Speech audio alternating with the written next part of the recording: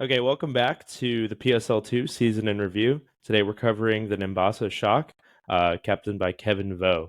They ended the season with a 6-8 record, a -13 game differential, and one of the middle of the pack teams in the league. You know, there were three teams that finished with 6-8 record, and this is one of them.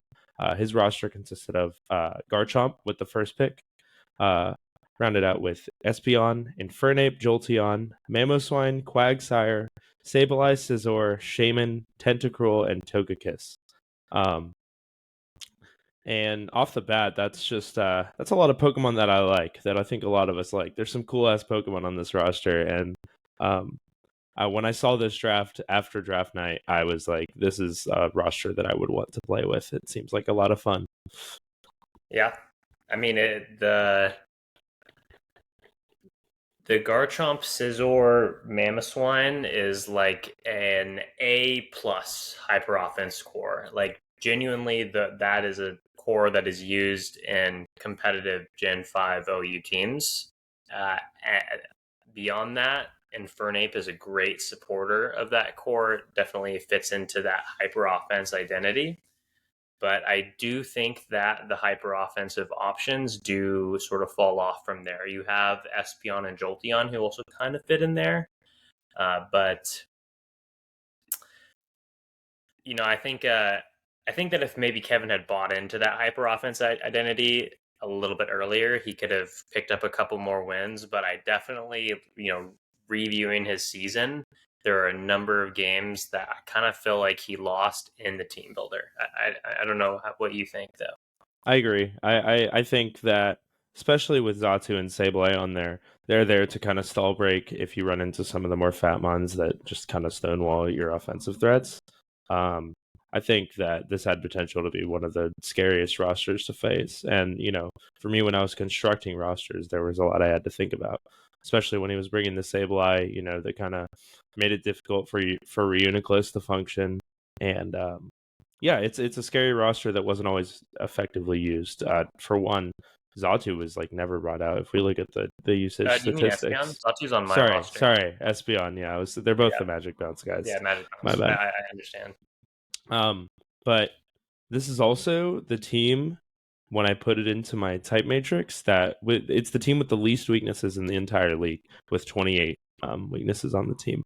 And that's it's hard to break even with its offensive construction. Mamoswine is deceptively bulky, so is Garchomp, and Scizor, obviously. Like they can all take hits if And Sableye. necessary. Yeah, obviously. So yeah, it's definitely lacking defensive mons. I say that about a lot of drafts, but that just means that you have to lean into an offensive play style.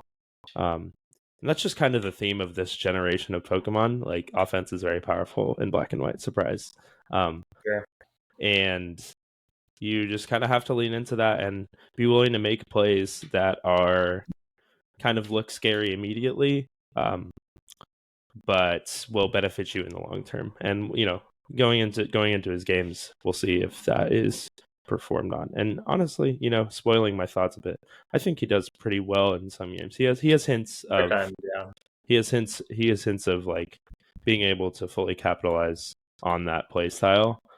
Just kind of hampered with a lot of minor errors, I'd say, in gameplay. This just one movers, like Yeah, it's like the exactly. equivalent of like when someone just like attacks your queen in chess with Yeah, like a knight or something, and then you just don't move it. It's just like, yeah, and then they just take it. It's kind of stuff like that I yeah. see a Just lot. one turn blunders. Yeah. I think something that jumped out to me immediately watching the games was that he has a pretty good understanding of like what coverage moves Pokemon can have. Um, Even like the second game, I think, yeah, second game of the season versus the Andela Divers, he's in versus a Conkeldurr and expects a Thunder Punch, and that's not like a crazy expectation, but it's more than I would expect for most of the players, especially in an early season game. And I think that stems from just a lot of him playing like a lot of in-game Pokemon, and just like where coverage moves are pretty premium. You just have like you just load your Pokemon up with 4 attacking moves of different types and just hope you sweep through the Elite Four. Um, Yeah. so I think he owes a lot of that knowledge to that aspect of his experience, and I think it serves him well, better than a lot of the players who just get hit with random coverage moves and lose their Pokemon. Now you do see some of that in the later seasons. I think as maybe like focus starts to slip, but that's honestly understandable. Yeah, for sure. I think that strategically, though, Kevin does a pretty poor job in the team builder identifying both his opponent's offensive threats and the walls that he needs to break in order to win. And oftentimes he went into matches just severely underprepared, either with no way to stop a huge offensive threat or no way to break through a huge defensive threat. The two that come to mind are Gyarados, particularly in that first game versus Daniel, which just press a Dragon Dance and Waterfall and just wins. Yeah, It was yeah, really that's all that happened that game. yeah, And then versus you, I think particularly in game one, he had absolutely no answer to the Skarmory outside of the Infernape, which we can get into Infernape a little bit more, but I think that that's another Pokemon, particularly that is a little bit mishandled over the course of the season. So I think that fundamentally Infernape should be your lead in like 90% of games. Unless you have a very good reason for Infernape to not be your lead, you should be in leading Infernape just because he matches up so well into almost every Pokemon. He yeah. hits He's hard on one. both sides of the spectrum. He's fast. Sets of rocks, taunt, you name it. Yeah, he's one of the greatest leads of all time, and I eventually I wanted to use him for other stuff last season when I had Infernape, but I realized come playoffs time, it's like, oh, this is just the best lead in every single game on my team, and so that's what he did, and it was kind of boring, but that's what he does, and he's good at it, so I have to use it, Yeah. and yeah, I think it's difficult for Kevin to I don't know. I think it's hard for Kevin to recognize threats immediately just looking at the team builder. It's hard for him to know what coverage moves to bring. I saw it in the games versus you with Thunderous, where he just had nothing for Thunderous, and it happens pretty frequently against more top end teams with these high level threats. Yeah. And I think that just comes from a lack of game experience here. We could check that off the season in review bingo. Is the Yeah. lack of game experience slot. Just scrimming the games, and I think it shows because I was aware of some of the games that Kevin would scrim versus with Daniel to prepare for, and those games actually it ended up playing out a lot better for him by my recollection.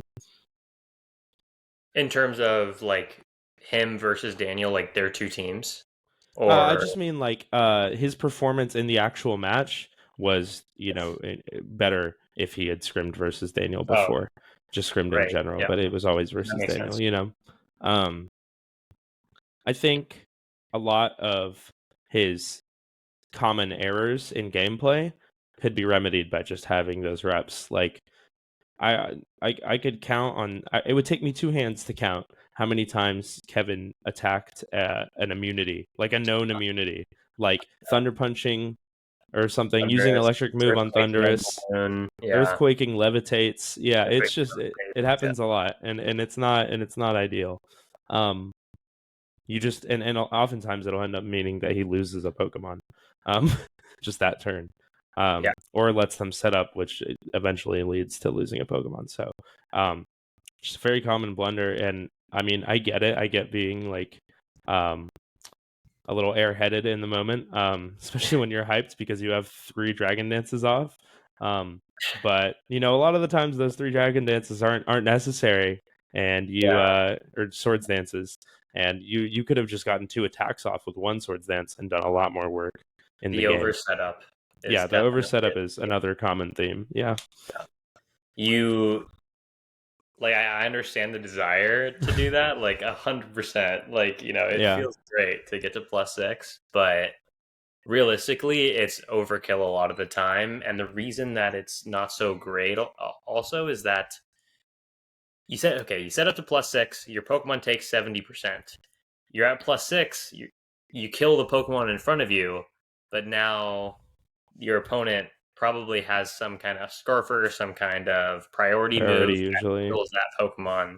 Yeah, so just so, all you need is one a lot of the time. Um, that's something I think is important to understand. Yeah. Um, it's just diminishing returns for multiples. You know, you go from 300 attack to 600. That's 100% boost. Next to 900, that's only a 50% boost from where you were. So it's just math. Um, and you could have done a lot of damage.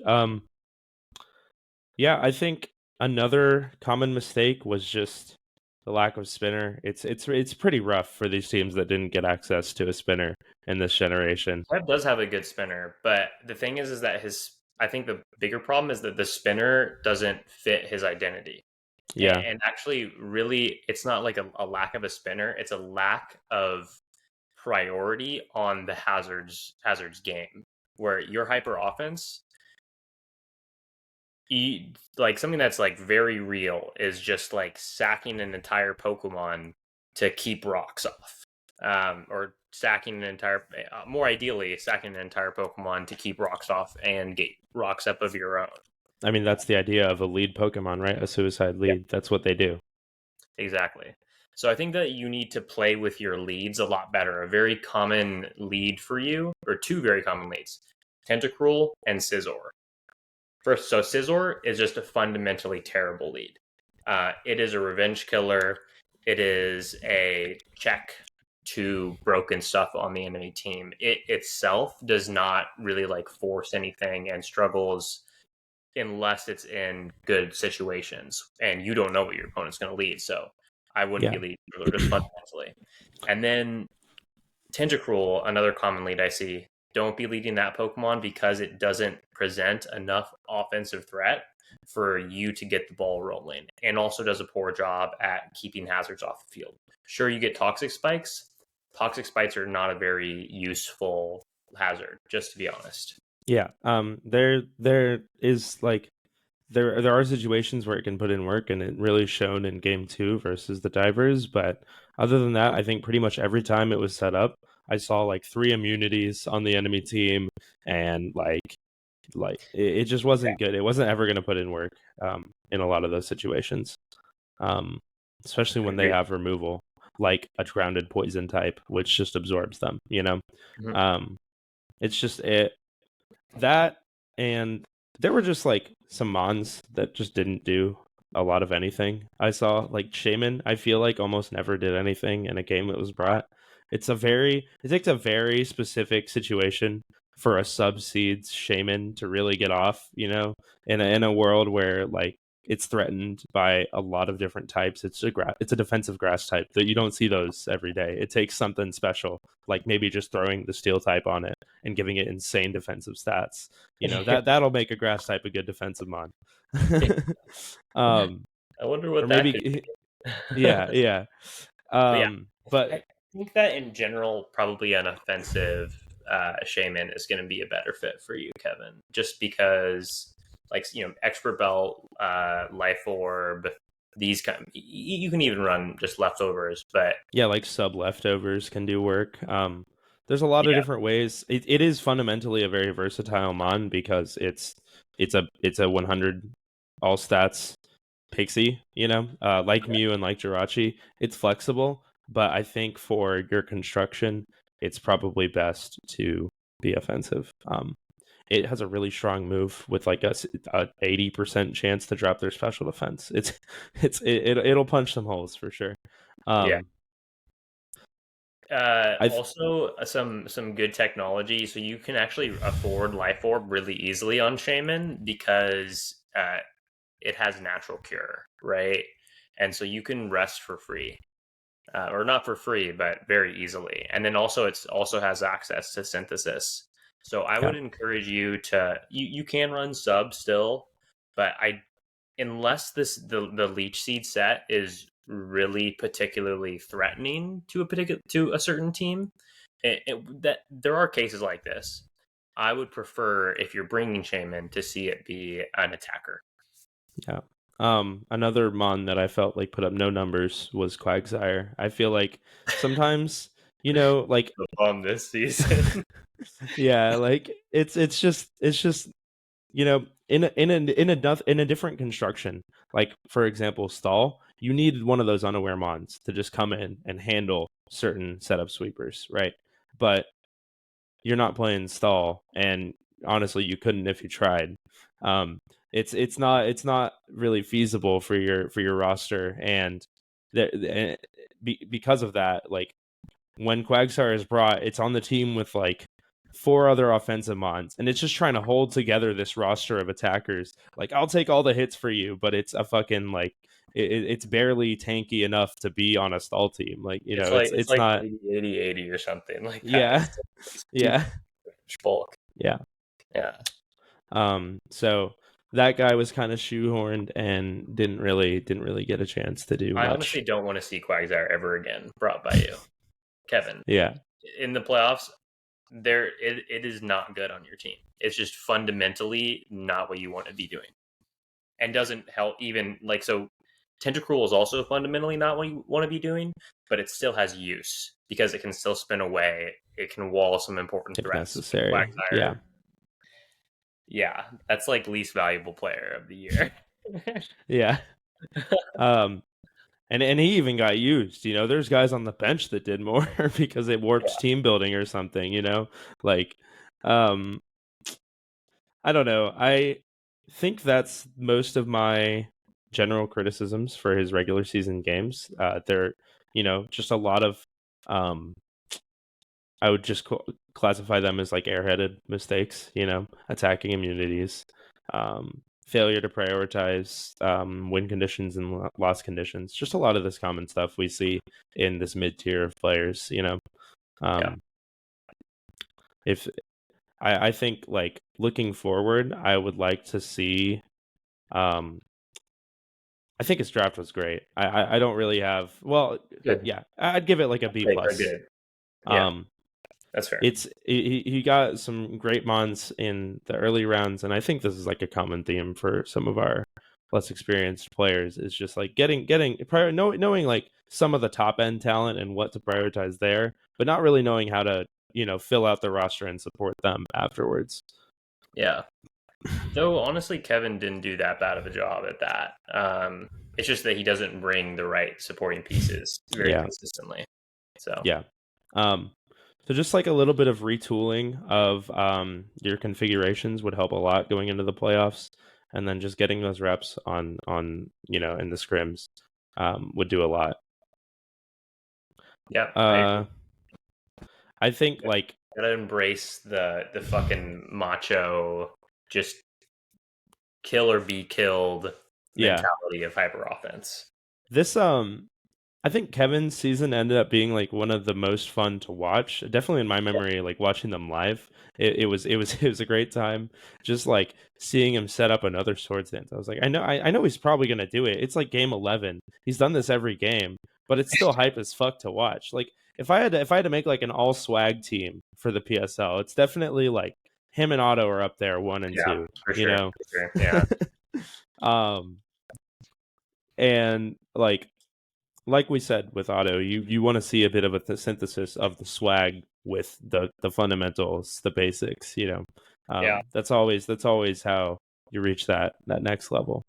Also, there's another thing I want to mention.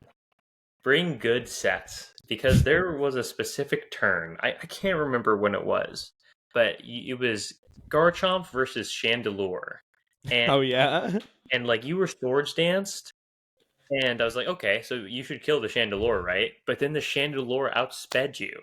How is Chandelure out? Like, are you zero in speed in Garchomp? Like, what the hell are you running? yeah. I Like, don't. take speed, take attack on your attackers. Yeah, I. This is like kind of a concept that I've touched on a little bit with other reviews, but it's like I don't believe that there's such a thing as wasted damage in Pokemon. I also don't think there's such a thing as wasted speed. Like if you like obviously objectively, yes. If you look at their team and none of them can be faster than you, if you just run a speed boosting nature in 2v2, then sure. But like, what if one of them is a Scarf? What if them has agility? One of them has agility. You know, um, you have to obviously analyze the Pokemon themselves and see if that's a likely thing to happen. But I just don't see the effort that you put into looking up the speed stats that are gonna come, only to just be surprised like, oh, I guess he's scarfed in game. Like that's not that's Yeah. not Well, this and Fusion wasn't even scarfed though. yeah. It had balloon, so we know it was scarfed, Yeah, and it yeah, still outsped Garchomp. And I was just like, yeah, because literally Garchomp was sweeping if it hit first there. yeah. So that was just perplexing to me. I think I don't know. This is that. I mean, that's most of the stuff I have to say about Kevin. This is a pretty concise analysis. Is there anything else you wanted to cover? No, I think we covered it all. Yeah, I do just want to talk about Sableye for a bit. oh yes, great point. Yeah, I forgot about Sableye. Yeah, Sableye is a cool mon, man. It's a very unique mon. It poses a very interesting challenge in the team builder, um, because at least for like balance cores that rely on some of these bulky pivots, um, it's kind of hard for them to deal with, and yep. it definitely gave me trouble in the team builder. It's a candidate for the role player of the year. Mhm. Um, it wasn't always used that effectively though by Kevin. It's just like, but the threat alone altered the way I played it at least, and definitely gave me troubles. Yeah, the big thing with Sableye I want to hit home really hard, Kevin, is if it's in versus a a bulky pivot, right? Which is most often what it's going to be in against. Those Pokemon often have as many as three, sometimes even four moves that are non-damage dealing. So the first button that you press, like 95% of the time, should be taunt. Yeah, Um, and there was a in game one or two versus Dean, I can't remember. You bring Sableye in on Skarmory, great, great. You then proceed to Will-O-Wisp Skarmory twice, and I let get a it get spike off. and Yeah, yeah, it like gets like two layers of spikes off, and you could have just taunted and a roost. Yeah, it I was like remember the end of that game. It was fucked up. There was like three spikes and a rock on his field, and it yeah. was like 5-0 or something. Like it was not. It was crazy. If your opponents get three spikes and a rock on the field against you, Kevin, you will never win that game. Like it is literally lost from there. So you need to Yeah, be playing to keep those hazards off the field. That is why Sableye is actually a even though you don't think of him as an offensive Pokemon, he is actually really good at breaking those pivots and breaking the attempted stalls on your team, and he's great at keeping hazards off the field. So I do like the adaptation bringing Sableye. I don't think you should be bringing Sableye all the time, but versus like players like Dean, it is like huge. And in general, I might lean on towards more offensive power rather than Sableye because I think you'll be more successful with that. But if you are playing and you find a lot of trouble with the ability to keep spikes off the field or rocks off the field, then Sableye is always just a great answer to that. yeah, and like I think that one like there's a lot of Pokemon that are underutilized, like we've talked about. Like Espeon, we can just kind of explain what it does. It has I magic think bounce. Espeon is dog shit, bro. It's not that dog shit. It can It's do a lot, really bro. bad. It has magic bounce. It's one of the most broken abilities in the game.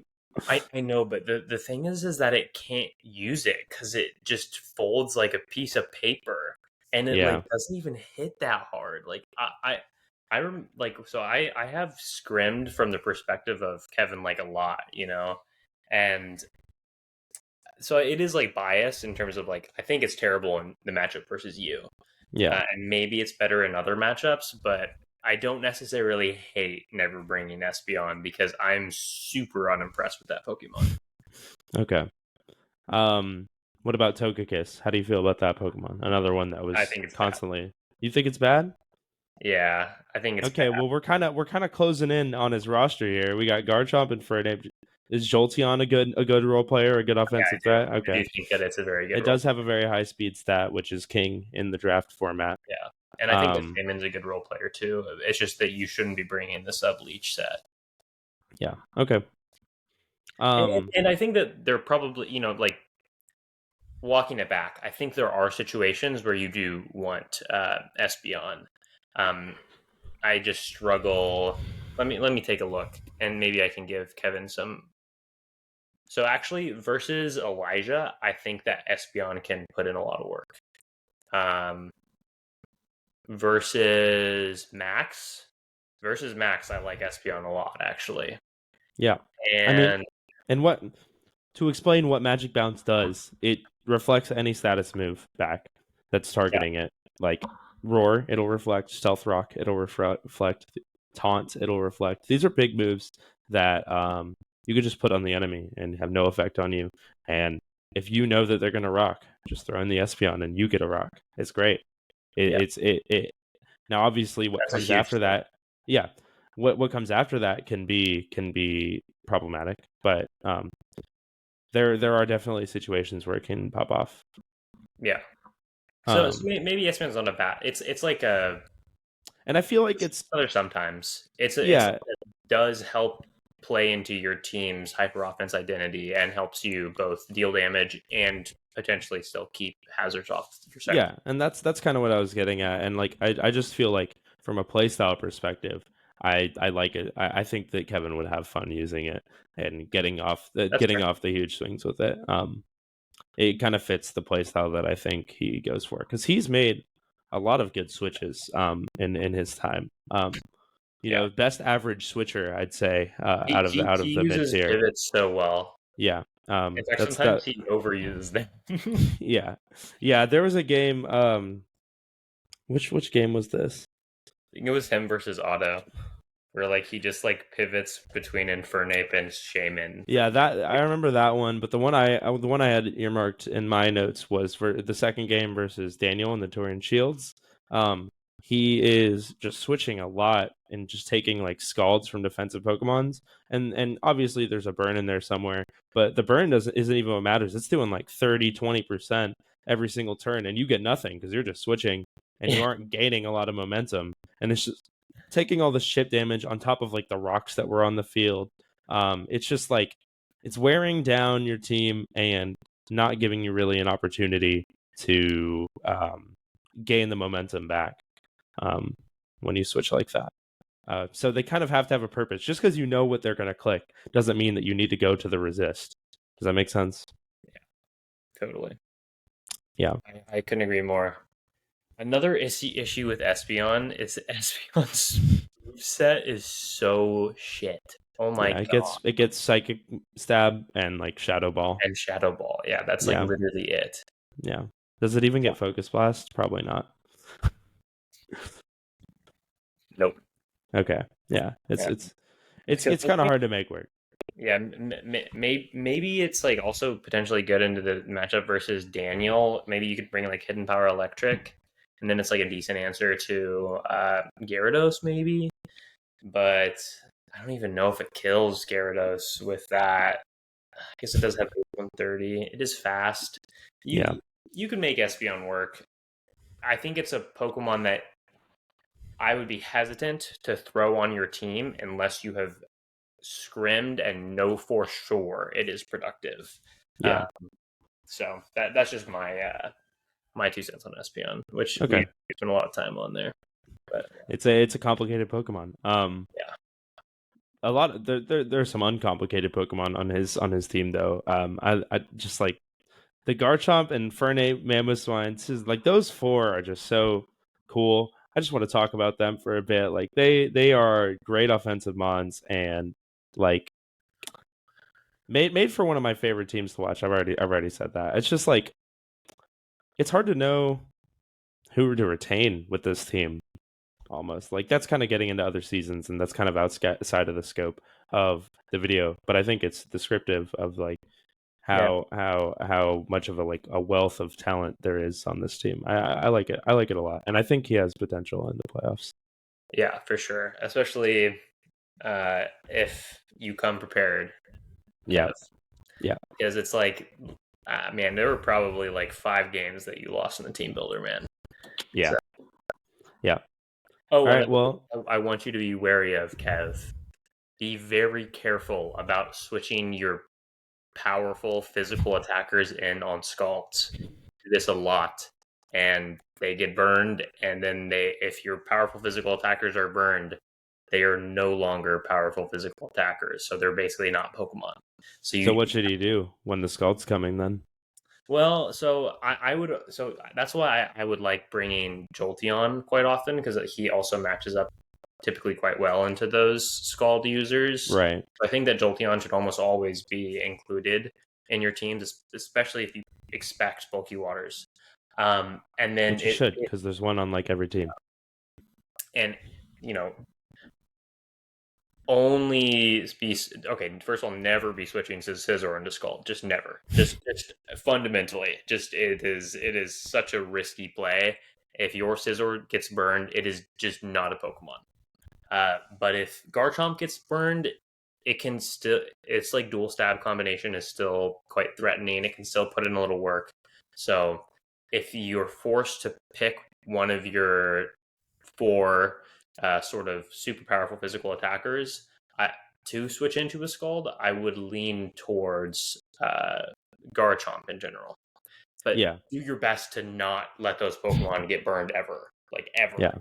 So Yeah. Um, it's kind of like a risk reward analysis. It's like, okay, this Scald has a 30% chance to turn off my Pokemon. yeah, Is it worth it to switch into that? Probably not. Almost ever. Um, so yeah, I think we've covered pretty much everything I want to talk about. Kind of glaze the roster a little bit after that. So yeah, does Shaman get Heal Bell? it gets Healing Wish. I think it gets aromatherapy though.